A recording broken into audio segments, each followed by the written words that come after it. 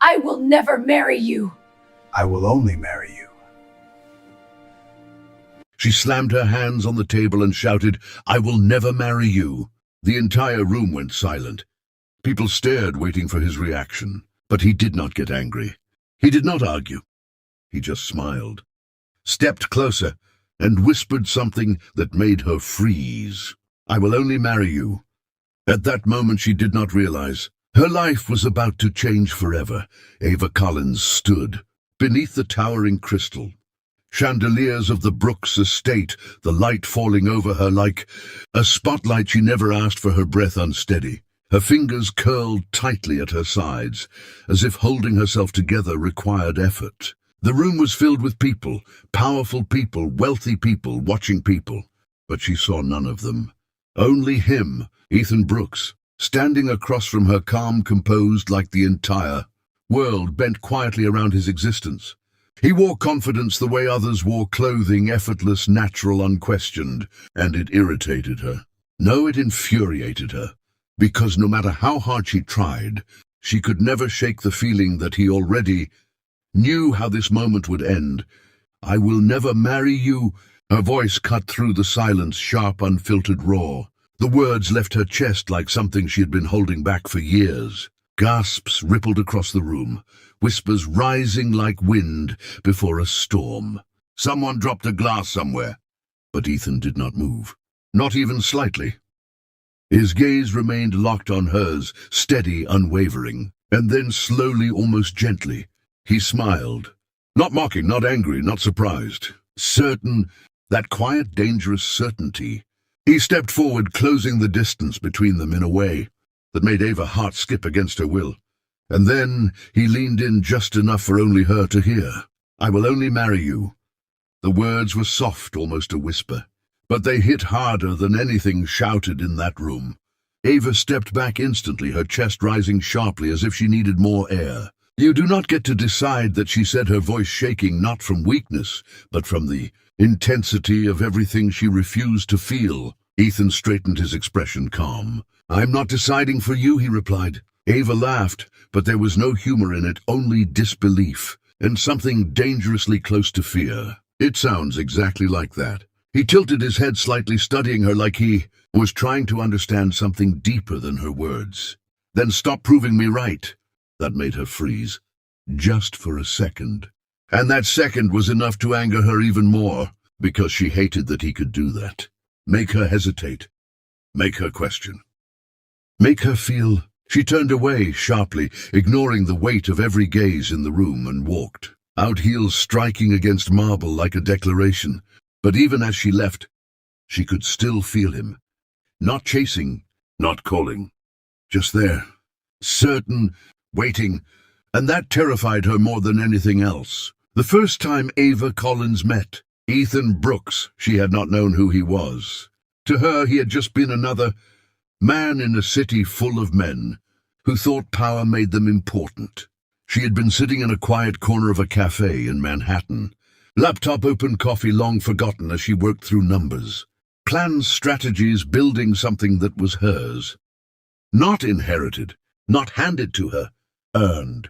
Ethan had walked in unnoticed by most, but not by her, because there was something about him, not loud, not flashy, but present, like the air shifted slightly to make room for him. He ordered his coffee, simply, then his eyes landed on her, and he did not look away. Most men looked at her in ways she had learned to ignore, but his gaze was different. It was not admiration, not desire, not even curiosity. It was recognition, as if he already knew her. That irritated her immediately. She closed her laptop, stood up, ready to leave, unwilling to entertain whatever silent assumption he seemed to carry. But as she passed him, he spoke. "You are solving the wrong problem." Ava stopped. Slowly she turned back, her brows narrowing. "Excuse me." Ethan nodded toward her laptop. "Your projections, they assume stability in a market that is already shifting." Her irritation grew. "And you know that because—" He met her gaze calmly. "Because I own the companies causing that shift." Silence. For a brief moment, Ava just stared at him, processing. Then realization hit. Ethan Brooks. The name she had seen in headlines, articles, interviews, the man who built an empire before most people figured out their direction. Her jaw tightened. That still does not give you the right to comment on my work. He did not argue, did not defend. He simply said, "It gives me the ability to recognize potential when I see it." She hated that. Hated how calm he was, how unbothered. Hated that a small part of her recognized the truth in his words. "I am not interested in your approval," she said coldly. "Good," he replied, "because I was not offering approval. I was offering a challenge, and just like that, without permission, without effort, he had entered her world. From that day forward, Ethan Brooks became a constant presence in Ava. Life not through force, but through inevitability. Meetings where he appeared unexpectedly. Opportunities that somehow traced back to him. Conversations that always seemed to circle back to the same question. "Why do you keep choosing to struggle alone?" And every time she answered the same way, "Because I refuse to owe anyone anything." Ethan would nod as if he understood completely. But he never stepped back, never removed himself. Instead, he stayed just close enough to remind her he existed just far enough to never cross a line. She could accuse him of crossing. It was infuriating, because she could not fight what was not being forced. One evening, months later, after a long, exhausting day, Ava found herself standing on a rooftop overlooking the city. The wind cool against her skin, the noise below distant.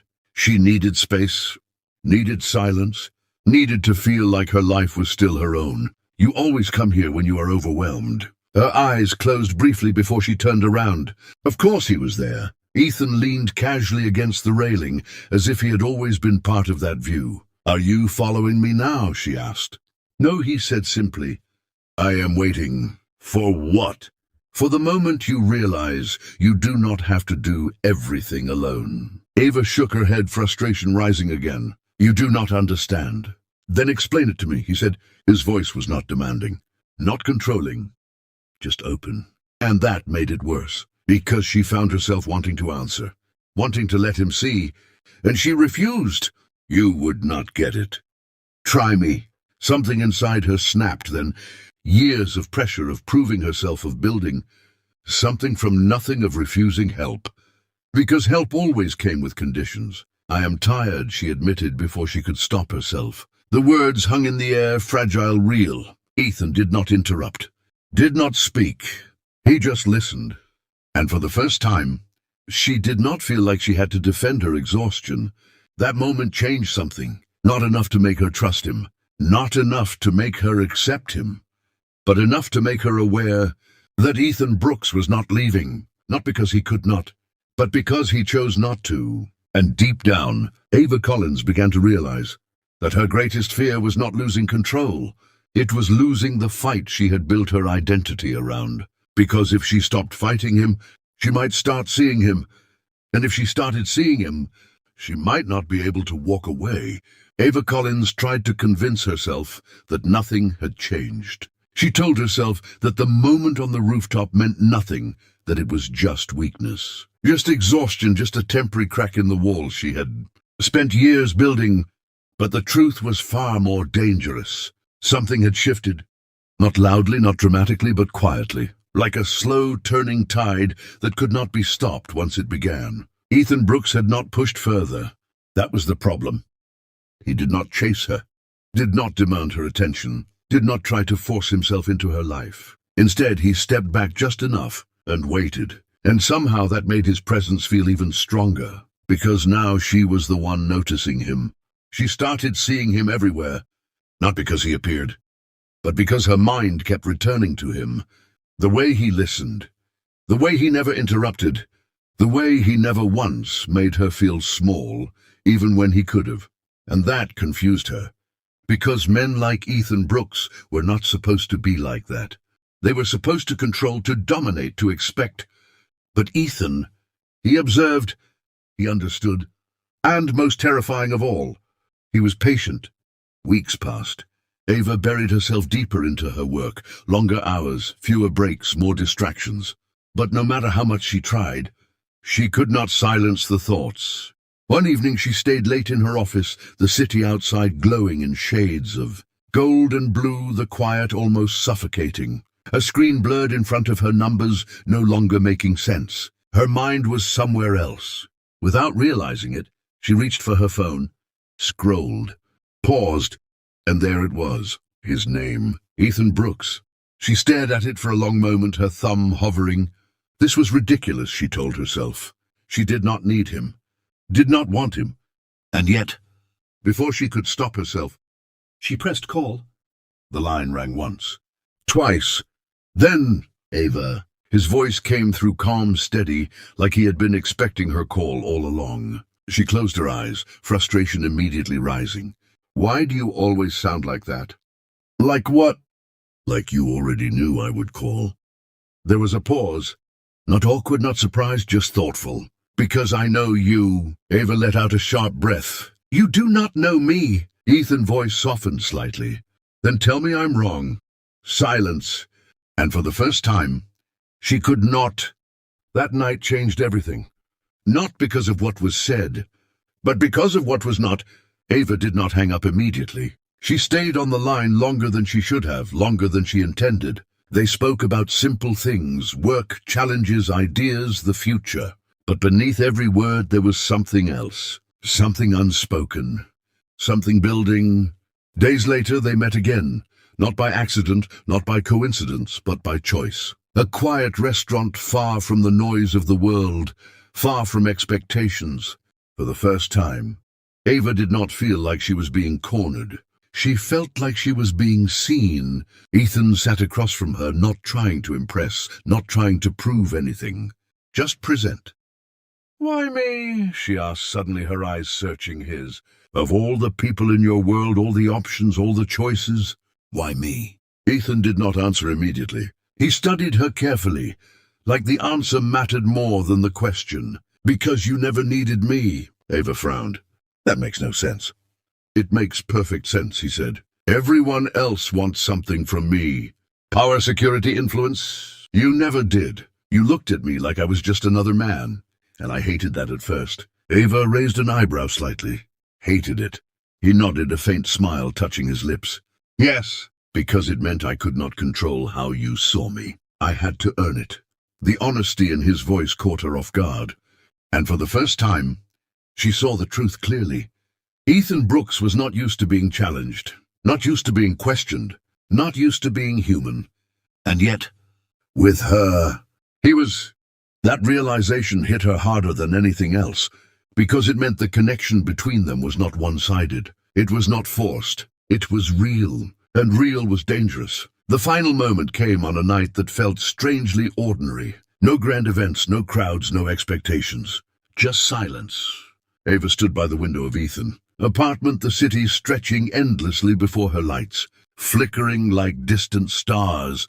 She had not planned to be there, but somehow she was, and for once, she did not feel the need to leave. Ethan stood, a few steps behind her, giving her space, as he always did, never closing the distance unless she allowed it. You are quiet, he said. Ava let out a soft breath. I'm thinking. That sounds dangerous. She almost smiled. It is. There was a pause. Not uncomfortable, not forced, just real. Then she turned to face him, her eyes searching his, like she was looking for something she could not yet name. You said something to me once. Ethan tilted his head slightly. I have said many things. You said you would only marry me. The words hung between them, heavy but no longer sharp. Ethan did not look away. I remember. Ava took a step closer, her heartbeat steady, not racing, not panicked, just certain. What if I never become the person you think I am?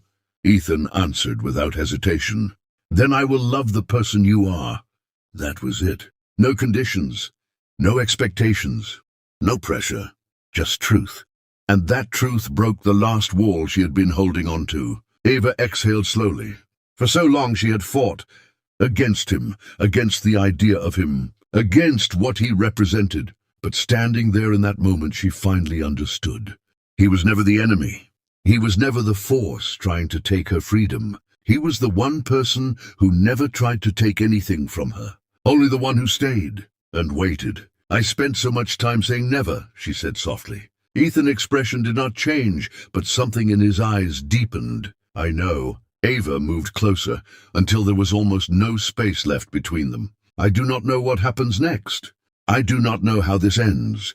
Ethan's voice was quiet, steady. You do not have to. Another breath. Another moment. Another choice. Then finally, Ava Collins looked at Ethan Brooks not with resistance, not with fear, but with clarity. I will stop running. The words were simple, but they meant everything. Ethan smiled, not victorious, not relieved, just quietly certain, like he had always been. That is all I ever asked. And in that moment, there were no grand declarations, no dramatic promises. Just two people standing in the quiet understanding, something real, something chosen, something undeniable. And for the first time, Ava did not say never. And Ethan, he did not need to whisper anything at all, because now she already knew.